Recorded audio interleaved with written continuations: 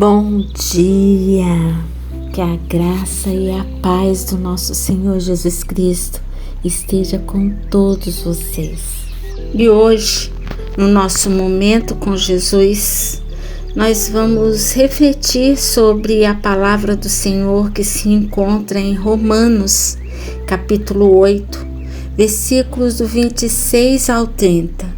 E a palavra do Senhor diz assim: também o Espírito, semelhantemente, nos assiste em nossa fraqueza, porque não sabemos orar como convém, mas o mesmo Espírito intercede por nós sobremaneira, com gemidos inexprimíveis, e aquele que sonda os corações sabe qual é a mente do Espírito, porque segundo a vontade de Deus, é Ele que intercede pelos santos. Sabemos que todas as coisas cooperam para o bem daqueles que amam a Deus, daqueles que são chamados segundo o seu propósito, porquanto aos que de antemão conheceu também, os predestinou para serem conformes à imagem do seu Filho, a fim de que ele seja o primogênito entre muitos irmãos.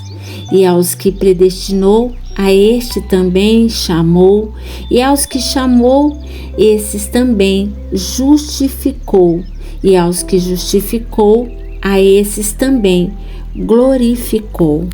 Podemos observar nos versículos 22 e 23 que toda a criação geme e suporta angústias até agora, e não somente a criação, mas nós que já recebemos e podemos experimentar o fruto que o Espírito Santo produz em nós, os dons espirituais. E isso produz em nós e é o que nos dá esperança de um dia sermos iguais a Cristo. Mas somos pecadores, mas Deus, em seu infinito amor, de forma milagrosa, concede a sua própria natureza a todos aqueles a quem Ele elege, a saber, todos aqueles que crê em Cristo Jesus. O nosso Deus nos torna seus filhos, a imagem do seu Filho amado, concedendo a cada um de nós a natureza de Cristo. E assim como a criação, os cristãos gemem por sua restauração final, não somente do corpo físico, mas também do nosso espírito. E o Espírito Santo também geme. Ele geme com gemidos inexprimíveis. E o Espírito Santo nos ajuda em nossas fraquezas, porque nós, em nossa pequenez diante de um Deus soberano, um Deus altíssimo, cheio de poder e graça, muitas vezes não sabemos nem mesmo nos colocar diante dele, que é digno de reverência e de completa humildade. E muitas vezes não sabemos falar com Ele, porque temos dificuldade de pedir as coisas certas, como devemos, porque não temos clareza em nossa visão espiritual, que é limitada.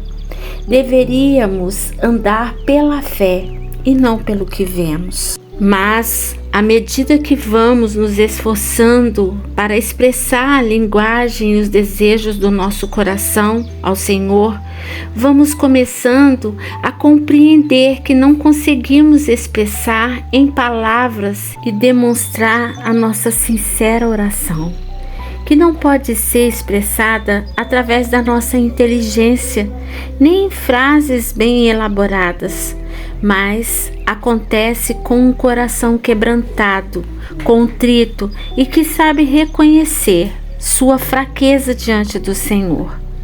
Quando oramos, devemos colocar a direção e a nossa confiança em Deus e jamais dá a direção às ações de Deus. Deus, em sua infinita misericórdia e benignidade, usa de várias maneiras para tratar a altivez dos nossos corações, quebrantando, e é nessa hora que o Espírito Santo nos assiste em nossas fraquezas para aprender a orar de verdade. E quando reconhecemos que somos tão falhos e estamos aprendendo, vemos a história de Jó e nela podemos aprender algo para nossas vidas. Vejamos o que diz Jó no capítulo 42, versículos de 1 ao 6. Então respondeu Jó ao Senhor: bem sei que tudo podes e nenhum dos teus planos podem ser frustrado. Quem é aquele, como disseste, que sem conhecimento encobre o conselho? Na verdade, falei do que não entendia, coisas maravilhosas demais para mim, coisas que eu não conhecia. Escuta-me, pois havia dito, e falarei, eu te perguntarei e tu me ensinarás. Eu te conhecia só de ouvir, mas agora os meus olhos te veem. Por isso me abomino e me arrependo no pó e na cinza. Jó finalmente chega ao arrependimento e na confissão. Jó, na verdade, não sabia o porquê de tanto sofrimento, mas enfim, ele aprendeu a parar de reclamar, questionar, desafiar a sabedoria e a justiça de Deus. Jó foi humilhado e esmagado pela grandeza de Deus, e por isso se arrependeu de sua soberba. Sem resposta, Jó, em sinal de humildade e submissão diante do Criador, admite que Deus é soberano. O que podemos observar é que Jó continuou sem seus filhos, doente e sem suas posses. Ou seja, quando Jó reconhece e admite a soberania de Deus, nada havia mudado em sua vida, exceto o seu coração humilde e de servo. E prova que Satanás estava errado nas acusações que havia feito a Jó. Acreditava que iria destruir a fé salvadora de Jó. O Senhor, o nosso Deus, trabalha em nossas vidas porque Ele nos quer dar a vida eterna. Deus orquestra cada acontecimento de nossas vidas, até mesmo o sofrimento, a tentação, o pecado, para trazer tantos os benefícios passageiros, também os eternos. Somos chamados, e a todos os que são chamados e aceitam o chamado de Deus são levados à salvação eterna. Vamos orar?